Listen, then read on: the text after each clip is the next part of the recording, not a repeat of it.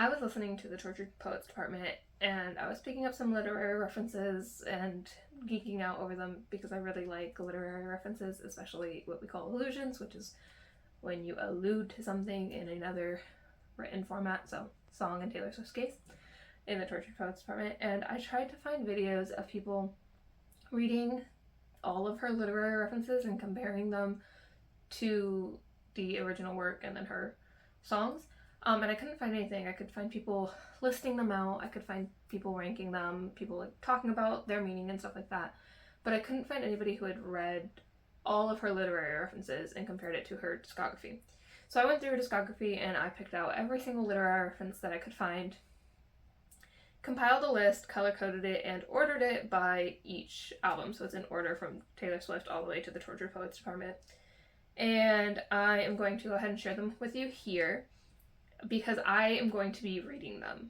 I don't know if I'm going to be reading like multiple of the same author at a time and doing it that way, or if I'm just going to be doing one book, collection of poems, because I know she references a couple of poets. I might be in a little bit of a different position. I'm not too sure. I got a phone call, and so it might be weird. And it's also getting really dark, so I kind of want to speed this up. I'm going to go ahead and list them now in order of like her appearance in her discography. So we have first The Road Not Taken by Robert Frost, which appears in The Outside, Illicit Affairs, and 'Tis the Damn Season.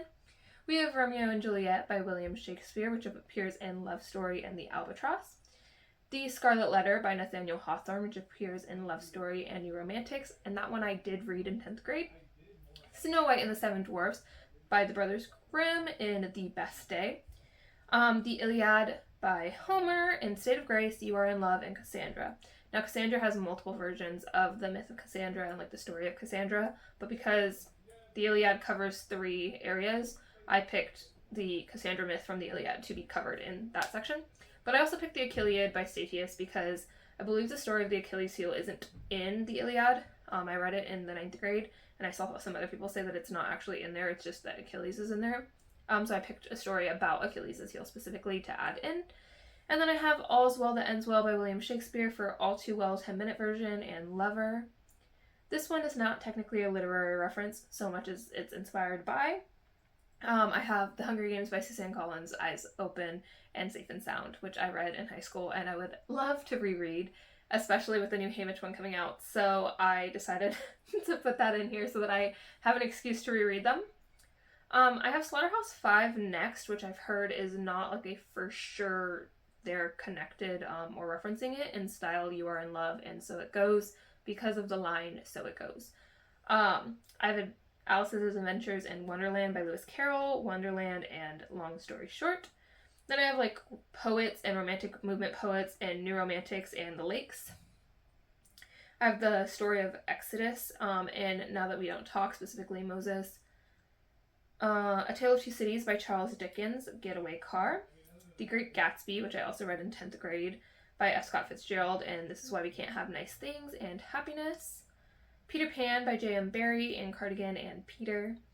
Aristotle Ethics by Aristotle in Cardigan and So High School, specifically the line in Cardigan. So High School is just like saying, I know Aristotle.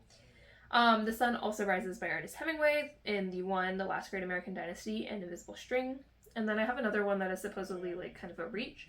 Macbeth, there's a lot of similarities apparently between Macbeth by William Shakespeare and My Tears Ricochet, but it's not confirmed and there's no like direct line. And I also read Macbeth in like 12th grade and I really want to reread it. I want to read a lot of Shakespeare's plays, but this one is specific as one that I want to reread. I also read Romeo and Juliet in 9th grade, now that I think about it. And then Jane Eyre by Charlotte Bronte, being Invisible String, Madwoman, Evermore, and Dear Reader. And in terms of Madwoman and Evermore, it's not like a for sure connection, it's kind of like a reach about like themes and concepts that are similar. The Red Thread of Fate being an East Asian like myth and mythology without like a set author or like known mythology to read, being an Invisible String connection possibly instead of the Jane Eyre Invisible String connection. So I kind of want to find versions or a version of that myth to read. William Wordsworth in The Lakes, and maybe like a full collection of his poems or like a collection of his best work, something along those lines. Metamorphoses by Ovid, Champagne Problems.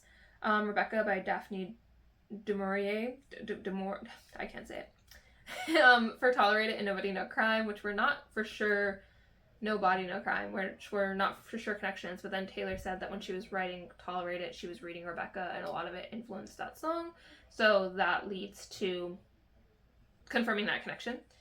Compassion by Millie Williams and Ivy, and then some loose connections are Emily Dickinson to Ivy and Evermore. Not for sure confident. I think it's one line in Evermore that connects it to Emily Dickinson for a lot of people. But I would love to read a collection of Emily Dickinson. Carrie by Stephen King, You're on Your Own Kid. Theseus and the Minotaur, I also don't have a set myth, so if you know one that I should be reading or an author that I should be reading, I would really appreciate the recommendation for Labyrinth. A Wrinkle in Time by Madeline L'Engle. It hits different and so high school. Mending Wall by Robert Frost and Fortnite. Dylan Thomas and Patti Smith, like a collection of their works for the Tortured Poets Department. Valley of the Dolls by Jacqueline Suzanne for Florida, which people are not sure that's another connection as well.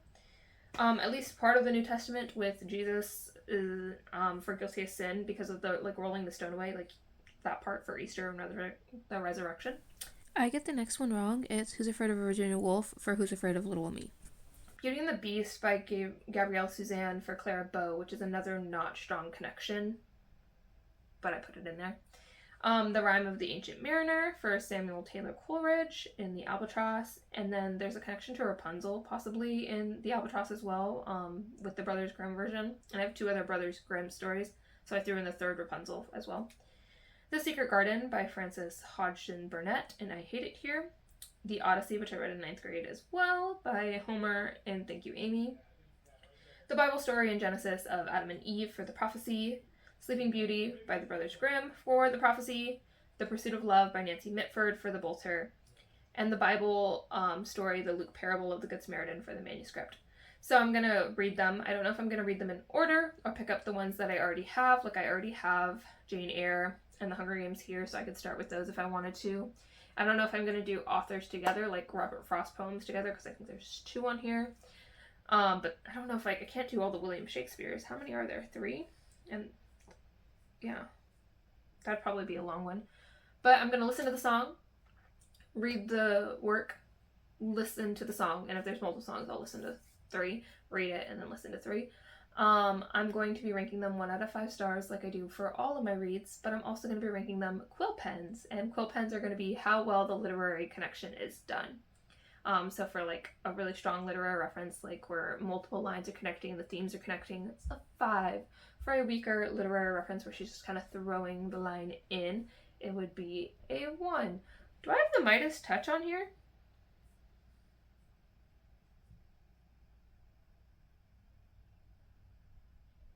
And if you know any I'm missing, go ahead and let me know. I'll put them on. Wait a minute. Is Midas Touch the Theseus one as well? But wouldn't that be a different song? Champagne Problems. Oh, the Metamorphoses Ovid? Is that what it is?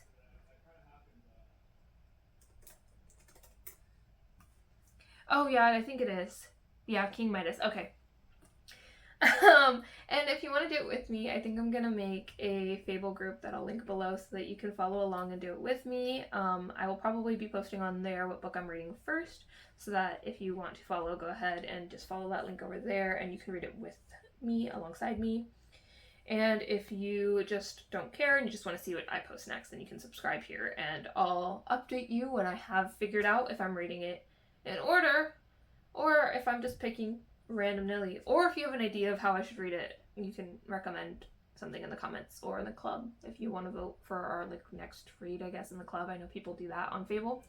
We can do that as well.